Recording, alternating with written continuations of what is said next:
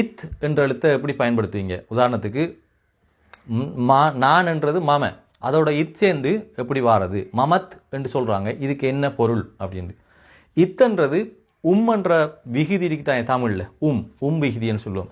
நானும் நீங்களும் அவரும் இவரும் என்று அந்த உம்முக்கு தான் இத்தன்று பயன்படுத்துவோம். இந்த என்றதுக்கு இத்தன்ற எழுத்தும் பயன்படுத்துவாங்க, என்ற எழுத்தும் பயன்படுத்துவாங்க. அதில் ஒரு வசனத்தில் ஒரு தடவை மட்டும் வருமாக இருந்தால் இத்தன்ற எழுத்தை பயன்படுத்த வேணும். இப்போ பாருங்க, நானும் வரவா, இந்த வசனத்தில் ஒரு தடவை தான் இருக்குது, அதனால் இத்தன்ற எழுத்தை பயன்படுத்துவோம் பேர் சொல்லுக்கு பக்கத்தில். நானும் வரவா அல்லது நானும் வரையா, மமத் என்னது, அப்படி இல்லாட்டி மாத் என்னது, அந்த மாதிரியும் பயன்படுத்தலாம். மாத் என்னது நானும் வரவா, அல்லது மமத் என்னது நானும் வரையா.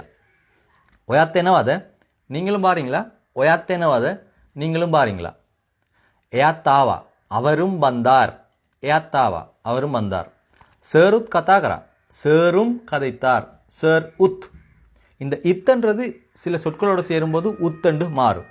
சேருத் கதாகரா, சேரும் கதைச்சார்.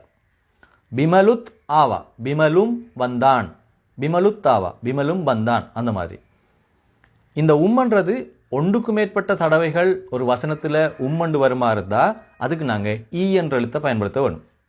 உதாரணத்துக்கு அம்மாவும் அப்பாவும் வெளியால் போகிறாங்க, நாங்கள் வீட்டில் கெதர்காவுத, வீட்டில் யார் இருக்கீங்க, தாத்தா இன்னவத, அப்பா இருக்காரா, அம்மாவும் அப்பாவும் மார்க்கெட்டுக்கு போகிறாங்க அப்படி சொல்லுவது தானே. அதில் 2 இடத்துல வருது, அம்மாவும் அப்பாவும்.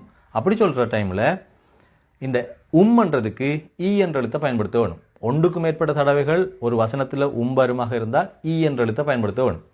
அப்போ அம்மாவும் அப்பாவும் மார்க்கெட்டுக்கு போகிறாங்க அப்படி சொல்லும்போது அம்மாய் தாத்தாய் பொலட்டையானவா, அம்மாவும் அப்பாவும் மார்க்கெட்டுக்கு போகிறாங்க பொலட்டையானவா, அப்படி இல்லாட்டி மார்க்கெட் எக்கட்டையானவா.